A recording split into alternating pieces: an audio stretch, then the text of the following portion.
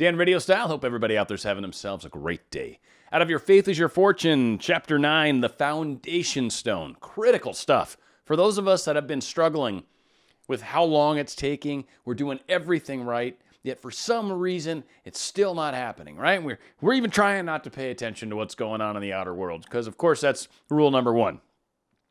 Foundation Stone really gets into the concept of Neville Goddard's naturalness, the idea of how do we feel about this outcome that we're trying to create? How do we feel about the reality that we desire to have? Right now, we've got what's going on in current reality, right?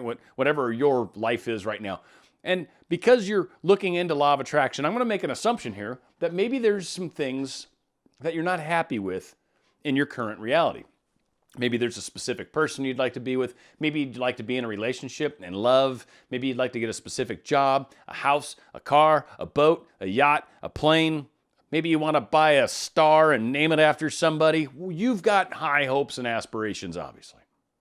And something's going on right now that's not allowing you to create this reality, this desired reality, let's call it.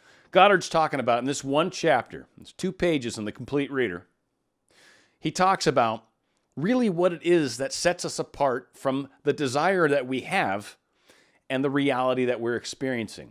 Now, he talks about consciousness. This is riddled throughout Your Faith is Your Fortune. So if you haven't taken that part home yet, consciousness is key. How do you feel about something? Did a recent video about the mirror technique. It's a great way to shift your consciousness and to do it quickly, and you actually feel it while you're doing it. So it's not like it's just some thing that I say, hey, do this, say this 55 times for 5 days. No, it's bigger than that. You feel it when you do it. So Goddard talks about shifting our consciousness to where we can feel more natural about what it is that we desire. And one of the things, and he gets into it really good, and I'm just going to preface it a little because it's really good food for thought.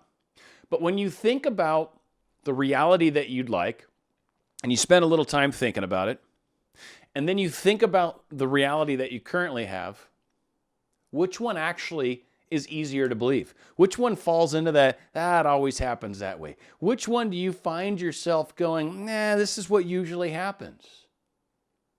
What is that path that feels more natural? Now, I'm going to lay money on it, even though you're maybe going to disagree, but I want you to look a little closely. But I'm going to throw some money on it that your current reality feels a lot more natural to you than this other reality that you're trying to create. And that is what sets you apart from it. You have a hard time believing that you can do it, or you do all this work to get your mind and energy in a good place, and then an hour later, you start to go back into old patterns. And that going back into old patterns is what creates old reality over and over and over. So, of course, Goddard does it best in his short, concise way, and I'll do my best to try to put a little color to it, add a little clarity maybe, but certainly this is one of the keys to really manifesting that desire, that thing that you don't currently have, that you've been trying for a long time. This is the key. So Goddard begins with, from chapter 1 of Corinthians, 1 Corinthians chapter 3, verse 10, 11, 12, and 13. Let every man take heed how he buildeth thereon. For other foundations can no man lay than that is laid, for which is Jesus Christ. Now if man build upon this foundation gold, silver, precious stones, wood, hay, stubble, every man's work shall be made manifest, for the day shall declare it. The foundation of all expression is consciousness. Try as man will, he cannot find a cause of manifestation other than his consciousness of being. Man thinks he has found the cause of disease and germs, the cause of war and conflicting political ideologies and greed. All such discoveries of man, cataloged as the essence of wisdom, are foolishness in the eyes of God. There is only one power, and this power is God, consciousness. It kills, it makes alive, it wounds, it heals, it does all things, good, bad, or indifferent. Now, people talk about how can there be calamity in the world? How can there be poor in the world? How can there be homeless in the world? It is through here. So many of us try to fix homeless by treating the person that's homeless, but it's actually the consciousness of man that creates the situation called homeless. Then that manifests in society as homeless people. So trying to help that individual homeless person is, like he says, looking at disease as the germ, when in reality, health is a consciousness state. We've talked about this a lot. For those new to law of attraction or Goddard specifically, it's the consciousness of health that creates health, not trying to not get sick, right? If I'm focused on healthy, I stay healthy. If I'm focused on not getting a cold, I'll probably get sick. So you don't fix germ or disease by wiping off germs, but instead you fix disease by a consciousness of health, or, as he says, through the power of God, which is quote-unquote consciousness. Man moves in a world that is nothing more or less than his consciousness objectified. Not knowing this, he wars against his reflections while he keeps alive the light and the images which projected the reflections. I am the light of the world. I am consciousness is the light. I am is the light. That which I am conscious of being, such as I am rich, I am healthy, I am free, are the images. The world is the mirror magnifying all that I am conscious of being. He says it beautifully where he says, man moves in a world that is nothing more or less than his consciousness objectified. It's a reflection of what we are. It reflects back what we are. People talk about this being fake or being an illusion. Basically, it is. Because from what we are inside, it's projected out, kind of like a movie projector, right? Those the old school ones, or it's probably digital nowadays, right? And it pushes it up on the screen, and that's what we see. Well, that projection is our consciousness, is what's going on inside of us. That portion of us that believes this is real, this isn't real, I can do this, I can't do this, this always happens, this doesn't, never happens. These are those types of consciousness beliefs, those consciousness understandings that we hold near and dear and true in our worlds, and oftentimes are why we see things expressed in our world that we don't like. And yet we don't want to assume it's us. We don't want to assume we have anything to do with it. But the reality is, we do. We have everything to do with it. So Goddard continues, stop trying to change the world since it is only the mirror. Man's attempt to change the world by force is as fruitless as breaking a mirror in the hope of changing his face. Leave the mirror and change your face. Leave the world alone and change your conceptions of yourself. The reflections then will be satisfactory. Freedom or imprisonment, satisfaction or frustration can only be differentiated by the consciousness of being. Regardless of your problem, its duration or its magnitude, careful attention to these instructions will in amazingly short time eliminate even the memory of the problem. Ask yourself this question: how would I feel if I were free? The very moment you sincerely ask this question, the answer comes. Ask yourself, how would I feel right now if I had what I seek? Is it a job? How would I feel right now if I had that job? If it's a specific person, how would I feel right now if I was in a relationship with that specific person? It wouldn't just be love. You'd feel something else. There'd be more to it. Think of, how would I feel? How would I feel in that case? If it's a boat, how do I feel captaining my boat? Or sailing it into the slip? Or sailing it out to Catalina or wherever your little island of choice is? How does it feel? How does it feel to own this reality that is yours to create? No man can tell another the satisfaction of his desire fulfilled. It remains for each within himself to experience the feeling of joy in this automatic change of consciousness. The feeling or thrill that comes to one in response to his self-questioning is the father state of consciousness, or foundation stone upon which the consciousness change is built. Just how this feeling will embody itself, no one knows, but it will.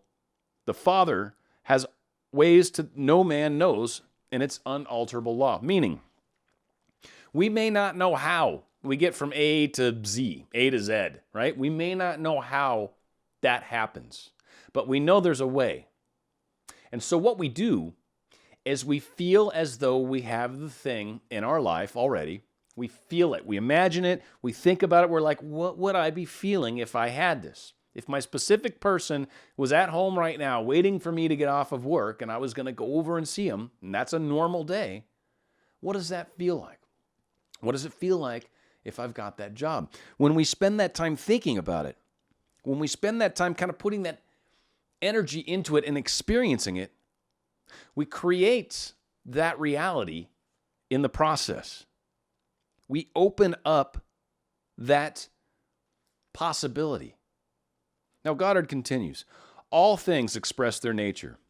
As you wear a feeling, it becomes your nature. It might take a moment or a year. It is entirely dependent upon the degree of conviction. As doubts vanish and you can feel, I am this, you begin to develop the fruit or the nature of the things you are feeling yourself to be. When a person buys a new hat or pair of shoes, he thinks everyone knows that they are new. He feels unnatural with his newly acquired apparel until it becomes a part of him. The same applies to wearing of the new state of consciousness. When you ask yourself the question, how would I feel in my desire were it at this moment realized?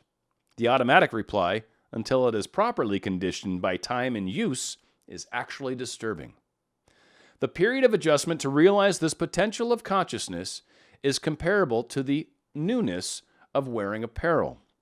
Not knowing that consciousness is ever outpicturing itself in conditions round about you, like Lot's wife, you continually look back upon your problem and again become hypnotized by the seeming unnaturalness. What happens, and what he's saying, and it's a brilliant analogy, it's like buying, let's call it a new pair of shoes, because for me, that's the easiest one to really get my head wrapped around. But a new pair of shoes, they have not been broken in at all.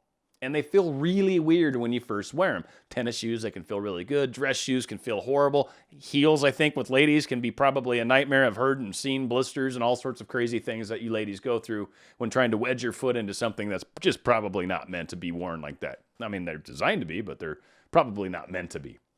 That breaking in is a process that all of us are doing with this feeling. So we spend all this time doing these manifestation techniques. We imagine what it's like to be in that situation. I feel it right now. This is what it's going to be like. This is what it's going to be like. That's putting on the new shoe, okay? That's putting on this feels really great, putting on the new shoe. Then we get up and we walk around a little bit with our belief, our wonderful new feeling. But we start to notice that it feels weird. It doesn't feel right. Feels new, feels awkward, uncomfortable. Now, everybody knows the only way to break in a pair of shoes, with the exception of mink oil and all sorts of other stuff, right? But breaking in a pair of shoes is basically wearing them and walking around, getting used to it, getting comfortable with that feeling. So, but you bought this new pair of shoes, and you need to wear them. Maybe you got a wedding coming up, right? And you want to break them in a little bit so you're not putting blisters out, dealing with blisters, right, while you're dancing around or whatever. I don't know, you planning out. We've got these awesome shoes on for this wonderful day in the future. Needing to break them in, trying to get used to how they feel. They're beautiful. They look wonderful. They fit like a glove, but they're a little awkward when I walk around in them. Instead of taking them off, putting them aside and putting on a different pair of shoes, which is what most of us do, what I'm saying is, no, stay in it a little while longer. Feel it a little while longer. Wear them a little while longer. And you will find that this will start to feel normal. It'll begin to sort of become your natural thought. Much like breaking in the shoes doesn't feel right at first. Much like our thoughts and feelings doesn't quite match what our current reality is, so it feels weird. Spend more time with it. Spend more time in the shoes. Spend more time in the imaginary feelings of having that which you desire. And it will begin to break itself in. His final chapter heeds the word of Jesus. Leave all and follow me. Let the dead bury the dead. Your problem might have you so hypnotized by its seeming reality and naturalness that you find it difficult to wear the new feeling or consciousness of your Savior. You must assume this garment if you would have results. The stone which the builder rejected is the chief cornerstone, and other foundations can no man lay. Or essentially with the parentheses part in it, which makes it really hard to read, you must assume this garment if you would have the results. The stone, or consciousness, which the builders rejected, which means they would not wear that stone, right? They rejected it, is the chief cornerstone, and other foundations no man can lay. Which means that obviously cornerstones are all a part of building a foundation, building a proper foundation that you could then build structures on top of. Now, I'm not a stonemason or anything like that. I'm not a builder, but I do understand that a foundation needs to be level. It needs to be smooth. It needs to stay that way for a very, very, very long time, because if any parts of it start to move or sink or anything weird like that, you destroy your whole entire building on top of it. Our foundation is that pair of shoes, essentially. It may feel a little awkward at first, trying to change it, trying to get your belief behind it, trying to get that naturalness behind it. But casting it aside and going back to the old pair of shoes, going back to your old thinking, your old consciousness, will only continue the problem of trying to get used to these shoes. Instead, stick through it. Keep trying to feel it. Keep realizing that this is the feeling I've got to keep loving and holding and massaging this feeling until it feels normal to me. It's the difference between saying something like, and this is something I like to play with. This is something all things work out for me, and they do. I say this frequently to myself. I know it to be true. I see it happen in life, and I like to reinforce it as often as I can remember to. Things work out for me. I'm in the right place at the right time. I just am. It's just how life works out. And the difference between that level of thinking and comfort on the shoes, or someone saying, I don't know, the worst things always tend to happen. I don't know, I'm doing everything I can to make my life better, but man, sometimes things just suck. That's the comfortableness. That's I'm going to put on the old shoes again. We don't realize we do it sometimes. We don't realize that we're going back to that comfort feeling, but that is the consciousness that Goddard's talking about. Spend the time feeling the feeling of the wish fulfilled, living in that place, having that consciousness where I am already that thing, looking in the mirror and going, I am amazing, I am beauty, I am attractive, I am whatever your thing is that you're trying to believe more and really get behind. Spend that extra time. Do that bit of effort. Realize that eventually, if you keep working, if you keep reminding yourself that all things work out, you'll start to see indications of it. You'll start to see moments where, oh my God, I saw that cop up ahead, or someone slowed down in front of me, forced me to slow down, and then there was a cop over there on the side with the radar gun, right? It just worked out perfectly. And you'll start to see examples of how this newly found pair of shoes is actually starting to manifest into a different reality, because you're getting comfortable. It's feeling natural. You're spending more time in that same feeling, living in the end. You're spending more time there. It's feeling more and more natural. That's how we get ourselves to the consciousness. That's how we keep ourselves in the consciousness. And then we got to pay attention that our consciousness stays in line with the new world and doesn't keep slipping back into the old world. Dan, RadioStyle.